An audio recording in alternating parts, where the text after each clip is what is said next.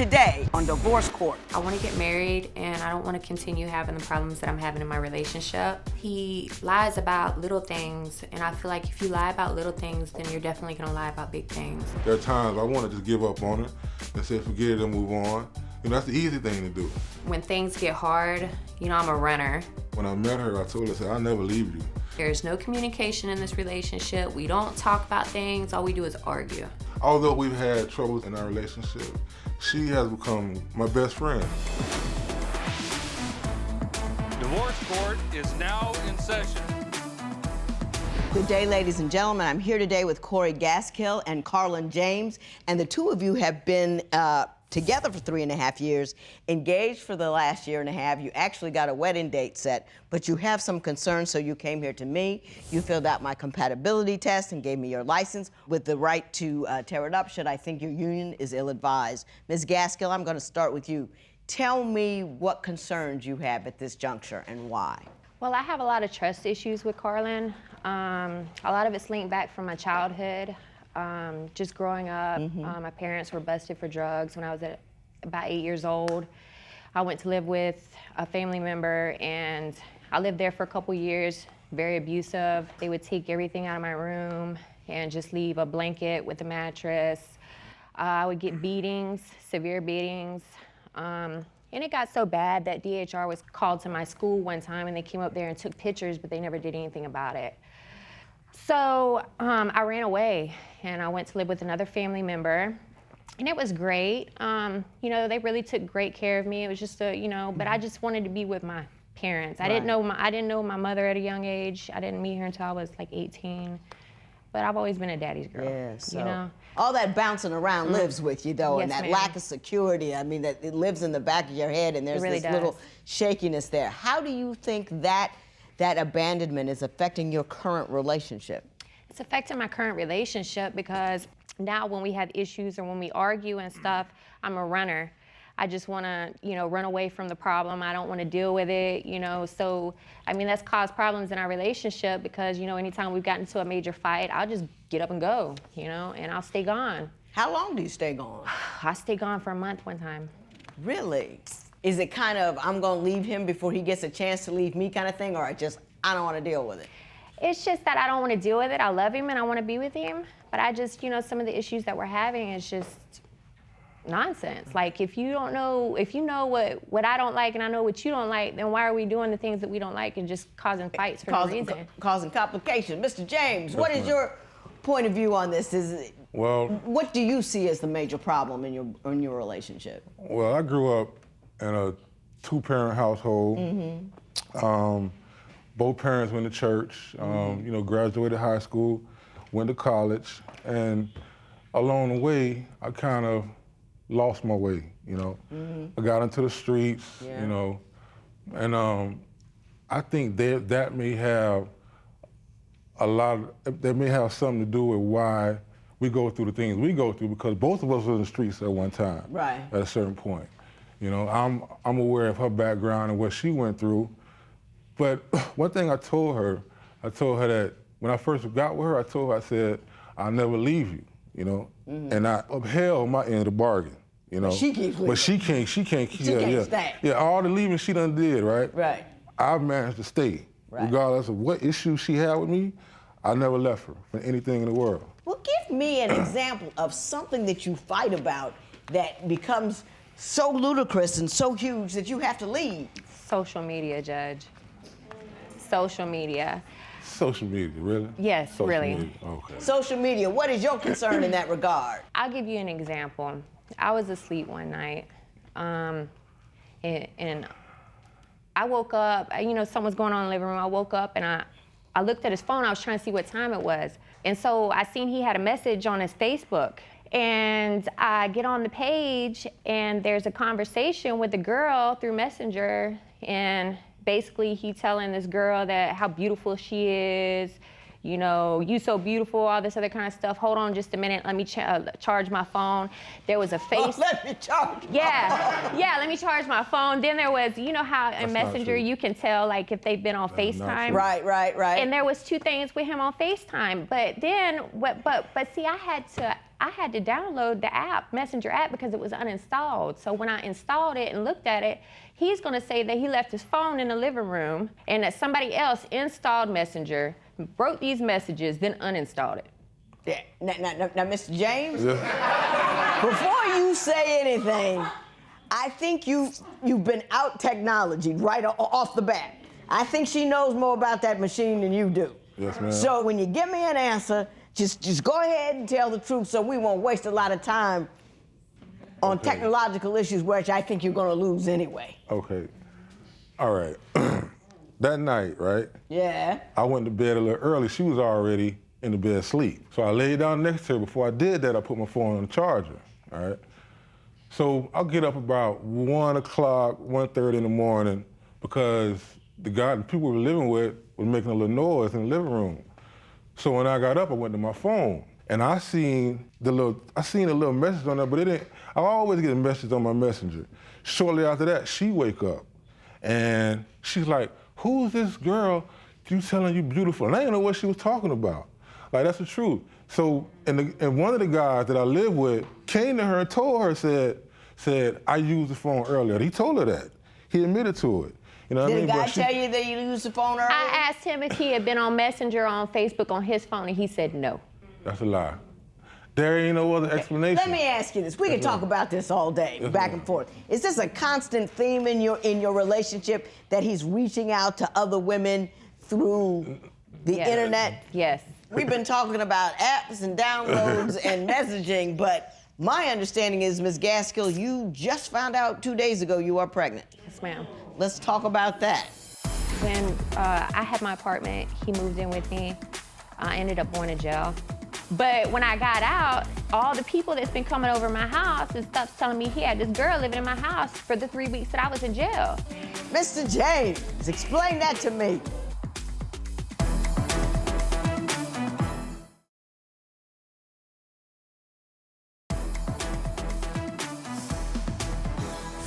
Now, Mr. James, I thought you knew. I honestly did. You look surprised. My understanding was that you knew she was pregnant. Oh, y'all knew it. Okay, you looked a little shocked. No, And I thought, oh my goodness, we have a whole nother thing going on here I didn't know anything about. No, I knew it. Are you concerned and worried because she's a runner? Yes, I'm concerned because, all right, let me give you an example. I want to say sometime last year, right, we have this big fight or argument or whatever. She leaves, end up in Utah somewhere. Now, prior to her leaving, she told me she was pregnant, okay? I ended up having to pay for her a bus ticket to come all the way back home, which took like 4 to 5 days. Just before she get into the city we live in, she tells me she just had a miscarriage, right? Okay, now, that been weighing on me for a while, right? So just recently I asked her about it, I said, were you pregnant during that time? She told me she wasn't. So my thing is, why would you lie, right, about being pregnant? So yeah, I do have some concerns about some issues. Yeah. Right. Do you think she's telling the truth this time? Yeah, because I seen the pregnancy. Oh, you saw the pregnancy test, so you good. I don't have no issue this Ms. time. Gaskell, why'd you lie to him? I just wanted to hurt him because I was hurt. I mean, the reason I left in the beginning was because of social media. You know, I was really hurt, but he would call me every day and beg me to come home. What you heard about? I mean, even the stories you've told me about so far on social media, I haven't seen anything really like ratchet, like, you know, he was trying to hook up with somebody. Do you think he's actually touching another woman? Right now, I don't think he is, but do I you think he has ever in the past. was? Yes. And why do you think he has? Well, when I had my apartment, he moved in with me. I ended up going to jail, and he was supposed to come bond me out. And he didn't come bond me out, but come to find out he was in jail too. But he got out before I got out, you know? But when I got out, all the people that's been coming over my house and stuff's telling me he had this girl living in my house for the 3 weeks that I was in jail. Now, Mr. James. That is not true. The day before I got let out, somebody had to come pick her up with all her stuff. And then, Judge, you know what happened? What? 2 days later, he gonna come ask me, hey, this girl, the same girl, don't have no place to go. Can she come crash with us for a little while? Mr. James, explain that to me. That's not the same girl. Yeah, it is. That was two different girls. No, it's not. Well, now, wait a minute.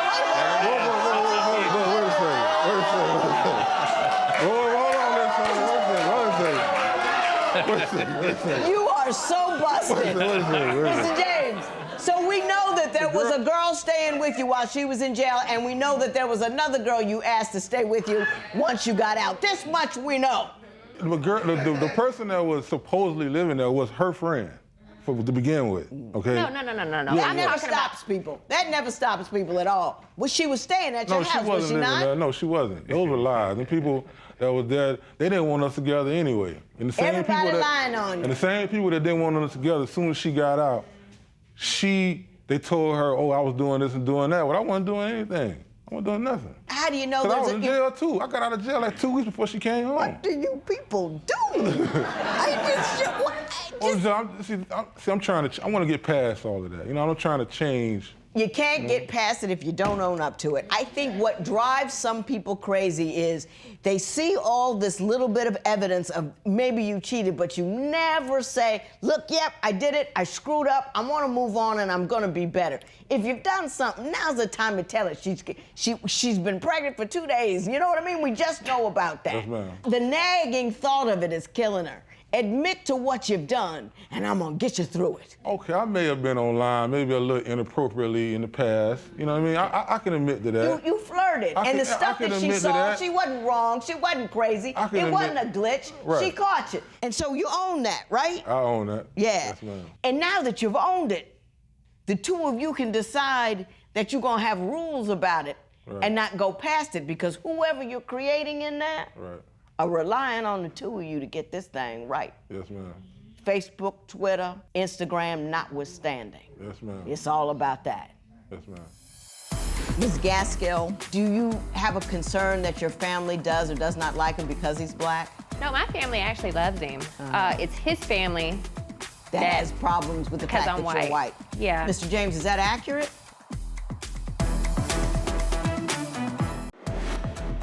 Would you confess to your partner if you cheated? Tell us what you think at facebook.com/divorce court.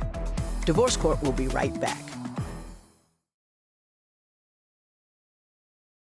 Ms. Gaskell, Mr. James is black. I don't know if you've noticed. Do you have a concern that your family does or does not like him because he's black? No, my family actually loves him. It's his family that has problems with the fact that you're white. Yeah. Mr. James, is that accurate? In the beginning, I think some of my family members may have had a issue, but now, like, everything's smooth sailing now. Like, they accepted her, and you know, they're allowing us to live our lives the way we want to, as long as we're doing right. You know. Do you feel the smooth sailing? I mean, his family doesn't treat me bad or anything. It's just little comments. Like, one of his family members told me that they're trying to get used to me being a person of my culture being in the house with them. You know, I mean, so I kind of took that as like, you trying to get used to a white girl living in your house? I mean, but can I say this? Black and white is such a difficult thing to talk about. Right. But when you have a room just full of black folk, certain things get done and said that wouldn't be said in mixed company. That's true. And I think there are households in which there are all white people, things get done and said that wouldn't get done and said if I were in the room. And you can say I don't see color all you want to. I think you're a lie if that's what you say. That's true. People won't say that's true, but that's true. That's true. So that is a thing that their family has to get used to. And the fact they actually said it in front of you, I think, is a good thing. You know what I mean? Because it does change the nature of the conversation. It really does. And you need to be aware of that. And I don't think it's a negative association with you, but you do change the character of the conversation. You know what I'm saying? And you know, after a while, it won't matter no more. You know what I mean? But in the beginning, it matters. It changes the nature of conversation. Do you have any concerns about her ability to be a good mother to your child, given, you know, that she's a runner like that and she doesn't really have a good, and I'm not talking about you negatively at all, but your past is what your past. Do you have concerns about that? generally, she is a good person. And when she was running, we had put ourselves in some pretty messed up situations, you know, and I feel like our situation now is a little bit better. It's a lot better because I've changed a lot. I'm not in the streets anymore. I'm trying to, you know, find a job and do the right thing. And, Right. And she's doing the same thing as well. So the path we're taking right now isn't the same path we were on then. Yeah.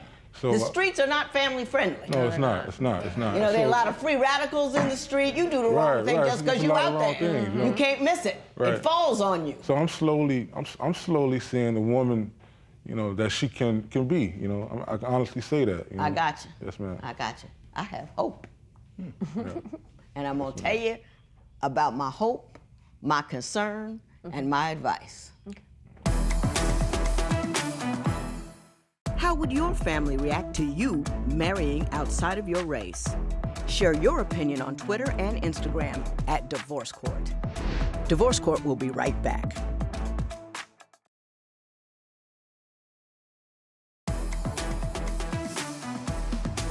Here's my hope, that you've had so much no family, that family is all you can see now. My hope is that you so much want to be that family for her that the streets will no longer call your name. My hope is that this baby will serve as the glue that cements you two together, despite whatever rocky background you may have had. My hope is that you reach back to that family that you were estranged from and lean on them and use them as counsel and as strength and support, because marriages have to be supported from without. The street does not support marriages. Disassembled communities don't support marriages. Married people support marriages. And that's your best hope. That is my hope.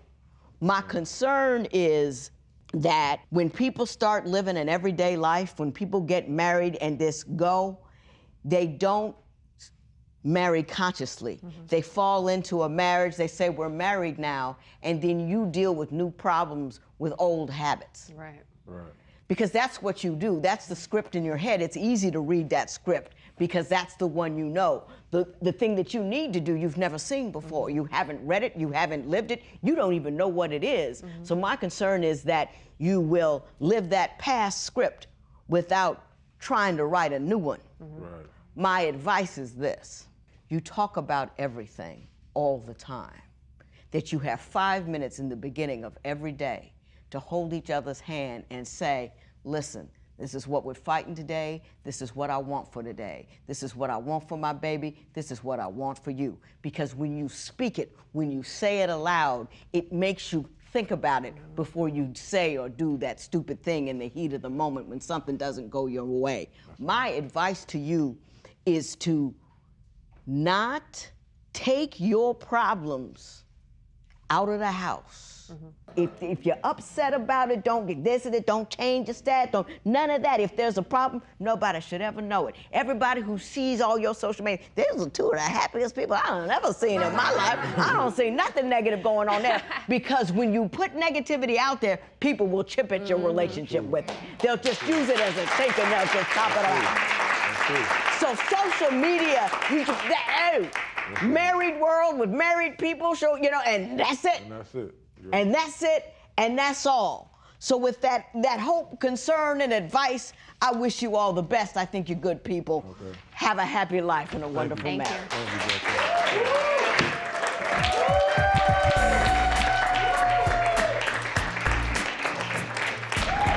You know, things are looking up. Things are looking pretty up right now at this point. So. I think we're gonna try to maybe some counseling or communication at the very least. We'll try to have better communication and just talk about things instead of yelling at each other and just work everything out. I love you. I love you too.